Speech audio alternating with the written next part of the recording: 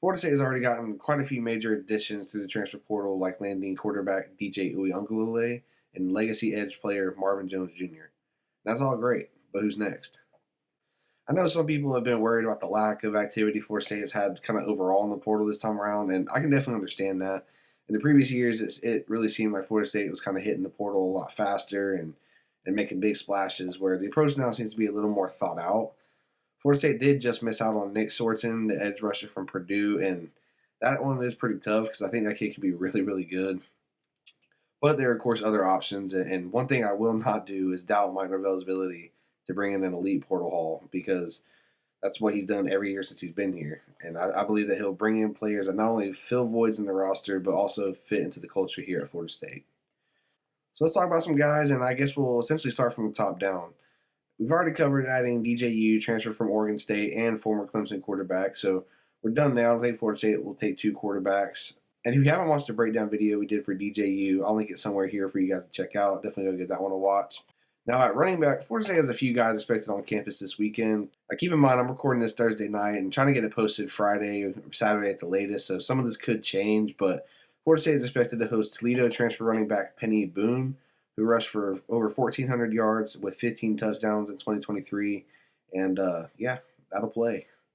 Granted, that's in the MAC conference, so we'll have to kind of see how he translates that talent to the Power 5 level. He was a 4-star recruit coming out of high school for what it's worth. Now, another guy we have visiting this weekend is Indiana running back Jaylen Lucas, and I believe he's the younger brother of Ja'Kai Douglas, who's a receiver Florida State currently has on the roster. And he's a bit of a smaller guy, so I don't think that they'll use him as the premier running back role necessarily, but he's an absolute nightmare on special teams, back there returning kicks and punts. And with Keon going to the NFL, Florida State is definitely looking to replace that special teams threat. Now, a lot of this running back recruitment thing got shaken up a little bit when it was announced earlier on Thursday that Ole Miss running back Quinshon Judkins had entered the portal. And that's elite talent there. He's one of the top running backs in not only the transfer portal, but the whole country. Florida State will definitely reach out and at least kick the tires there. Hopefully they act quick and get him on a visit. I've heard some stuff about him staying in the SEC along with a pretty decent-sized price tag attached to him, so I'm not sure just how much buzz there's going to be between Judkins and Florida State, but it's worth noting that he also has a really good connection with running backs coach David Johnson as they recruited him out of high school, and Florida State even made the final list of schools for him. Now, between the 3 running backs I just listed, I don't see them taking more than 2. I think that's Lucas and one of the other guys in either Judkins or Boone. I think that's just because they like his skill on special teams a lot with one true running back role. Now, on the receiver, there's quite a few targets there, and that kind of seems to be a common theme for Florida State right now. I think Mike Norvell and Florida State's offense is very appealing to skill players, and that's why you see a good bit of buzz between Florida State and some of the top portal receivers, some of the top high school receivers, especially since Florida State announced they were adding DJU. Evan Stewart is one of the first ones that comes to mind. He was a 5-star recruit coming out of high school, part of that insane recruiting class that Texas A&M signed a couple years ago. Florida State sits in a pretty good spot for him. There's definitely some buzz there. He's visiting Oregon on Friday, I believe, but it sounds like he could visit Florida State later this weekend. It definitely sounds like there's some good communication back and forth, some mutual interest there between him and FSU. A lot of his social media likes and stuff like that are pro FSU, so definitely want to keep an eye on. Another receiver to look out for is Jaylen Brown, who was a high 4-star, 5-star receiver coming out of high school, and Florida State finished very close in his initial recruitment before he ended up signing with LSU. But now he is back in the portal, and Florida State seems to be really keeping that connection going with him. He's only been in the portal for like 2 days, I believe, and hasn't taken any visits yet, but already has a crystal ball prediction to FSU. Now, he is a bit unproven because he's still really young, but there's definitely elite talent there. He was a highly touted prospect for a reason, and I think with him still being so young, it could kind of help and serve as a sort of replacement for missing out on Jeremiah Smith. He's more of a slot guy, and I think you'll start to see that as a theme here. Florida State targeting slot receivers right now a bit more, just to have a vertical threat for DJU, who really likes to throw the ball deep. So I think you're seeing the staff here carefully choosing guys to put around the quarterback and really strategize this offense. So things are looking good on that front, in my opinion.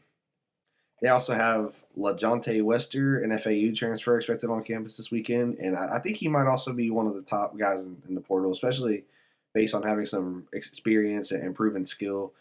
we'll see how much they covet him on this visit and just kind of see how it all goes. Florida State will probably take 2 to 3 receivers. I could possibly see 4, but I doubt it, out of the portal. And that's just to hopefully add some depth there and replace the holes left by Johnny Wilson and Keon Coleman both going to the NFL draft. Now let's move on to defense a little bit. Like we mentioned a bit ago, Florida State missed out on the defensive end from Purdue, but I do believe they'll have some other options there as well.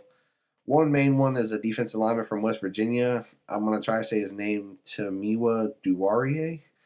Sorry if I butchered that name, but he's pretty versatile on the defensive line. I think he could play edge or tackle, it sounds like.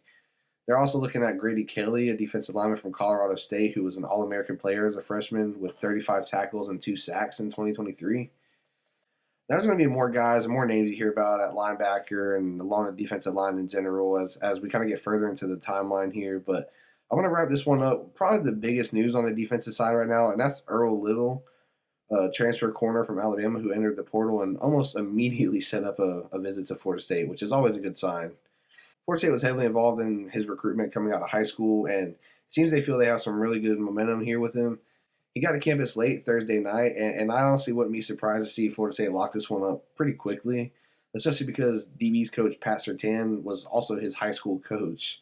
So that Surtain hire and his connections are paying off yet again for us, and that's awesome. Like I said, there's a few other guys, some linebackers, some offensive linemen even, but I'll probably talk about some of those guys in a later video, let a couple more names and targets kind of come out there, and hopefully see more guys pop into the portal anyway. Like I said, I know it seems a little bit slow for Florida State in the portal right now, but I'd expect a few guys at least to pop in the next few days, and we'll have to see kind of how all these visits shake out and who the staff covets the most. But either way, I think Florida State will be getting some good news here very soon. But lots of names and lots of stuff to keep an eye on. Like I always say, I have a hard time keeping up with it all myself sometimes, and I'm sure you guys do too. So you're definitely going to want to make sure you're subscribed to the channel. Not only does it help me out a ton, but it also kind of helps you stay connected and catch the big news coming out for FSU. I definitely do my best to try to consolidate it all and make it easy for you guys to digest. But definitely like the video, and I want to hear from you guys. Let me know, what do you think is Florida State's biggest need out of the transfer portal right now? Let me know down in the comments below, and let's talk Noles.